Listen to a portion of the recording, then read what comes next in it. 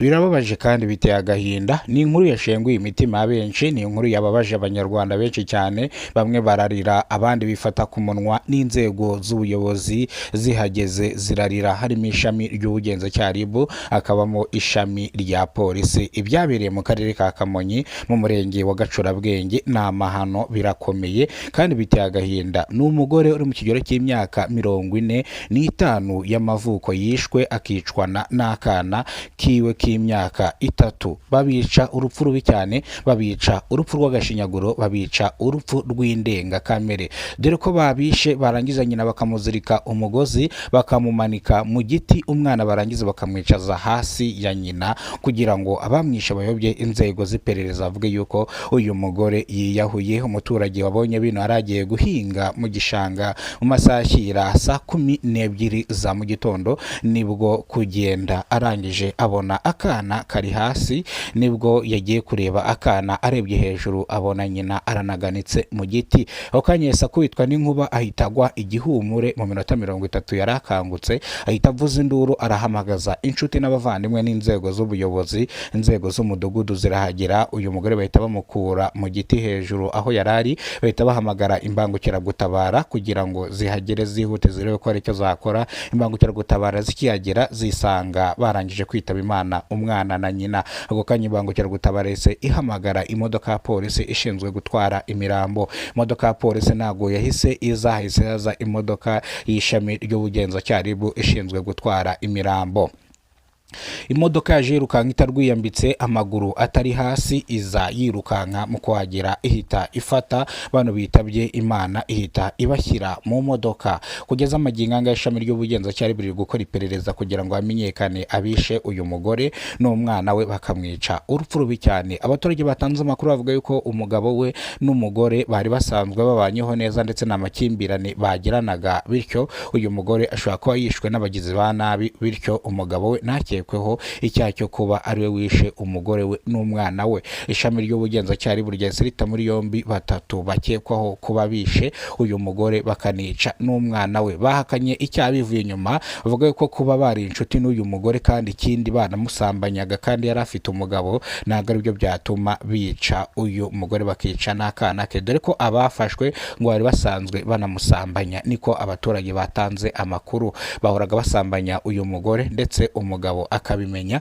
ariko umugabo yari umunyamahoro akabyihorera, we yishakiraga amahoro, dore yuko ngo ufite agatwe gato akarinda uruguma. Mu gihe uyu mugabo mu gahinda n'amarira yavuze ko abantu batumye umugore we apfa cyangwa abantu bishe umugore we ni bano bagabo baryamanaga nabo umunsi ku munsi, bityo rero bano bagabo bafatwe batabwe muri yombi, bakatirwe igifungo cya burundu bazongera kugaruka muri sosiyete nyarwanda. Umugabo avuga yuko nubwo umugore we yamucaga inyuma akabimenya, ariko yamukundaga kandi yamukoye akamukura iwabo akamuzana hano kugira ngo bazabyarane hungu na kobwa, none n'akana bari bafitanye birangiye kitabye Imana kishwe n'abagizi ba nabi. Kugeza amaginganga batawe muri yombi n'ishami ry'ubugenzacyaha RIB ntago tukiri kubakekaho icyaha, ahubwo icyaha cyabahamye kubera ko bari basanzwe bafitanye umubano mwiza n'umugore w'uyu mugabo, bajyaga bakora imibonano mpuzabitsina, dore ko ngo uyu mugore yashatse uyu mugabo atamukunda, ariyo mpamvu yamucaga inyuma. Iyi ni inkuru rero yashenguye imitima benshi, ni inkuru yahamuye abaturage kumva uyu mugore yitabye Imana n'akana k'imyaka 3 kakitaba Imana. Ni inkuru yashenguye imitima benshi, ni inkuru yahamuye abaturage benshi, bamwe bagwa muri koma, abandi batangira kurira, abandi babura uko babigenza baragenda. Abaguye muri koma bazanzamutse nyuma y'amasaha 2. Ubwo iyi nkuru yatugeraga kugira ngo tuyikore muyumve, mwibuke yuko ngo iyi nkuru yabereye mu karere ka Kamonyi mu murenge wa Gacurabwenge, niho iyi nkuru yabereye. Ibi ngibi rero byatumye benshi mu baturage bavuga yuko kugeza amagingo aya ngaya abagore bacaga abagabo babo inyuma bahise babivamo, bavuga yuko batazongera guca abagabo babo inyuma. Nimba ari uku nguko bigenda uca umugabo wawe inyuma ukicwa, nimba ari cyo gihano Imana itanga, bityo ntago bazongera kubikora.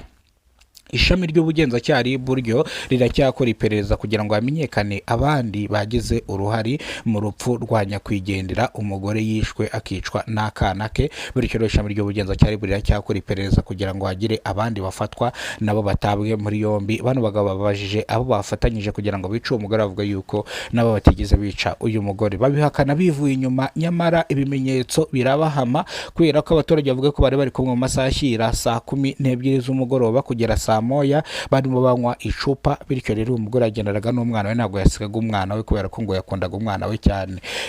Bityo rero bituma uyu mugore ataha bwije, mu kugera mu rugo arangije yabwira umugabo ati nsubiye ku muhanda kureba akantu gato, nibwo atagarutse, nibwo agaragaye yitabye Imana. Nabwo mu gitondo ari abaturage babibonye bavuga ati runaka yapfuye, dore n'umwana we yapfuye, umugabo yaje atarwiyambitse nk'umuntu wakundaga umugore we. Nuko byagenze, bano bagabo batawe muri yombi n'ishami ry'ubugenzacyaha icyaha bakoze gihanishwa igifungo cya burundu kitagabanyirizwa ibihano.